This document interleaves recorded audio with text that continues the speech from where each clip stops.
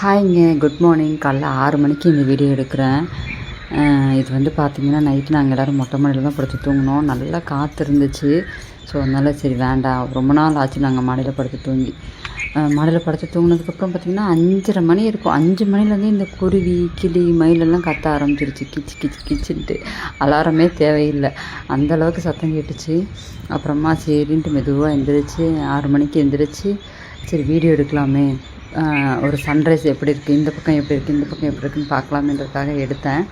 அந்த மலை மேலே தெரியுதுங்களே, அது ஒரு சிவன் கோயில். கோயம்புத்தூரில் இருக்கிறவங்களுக்கு அது தெரியும், தர்மலிங்கேஸ்வரர் கோயில். அது நம்ம வீட்டுக்கு பின்னாடி தான் இருக்குது. பட் ஆனால் நான் ஒரு தடவையோ 2 தடவையோ தான் போயிருக்கேன். வெளியூர்லேருந்துலாம் இப்போ நிறைய பேர் வராங்க. சின்ன குழந்தையிலேருந்து அந்த கோயில் நாங்கள் பார்த்துட்ருக்கோம்.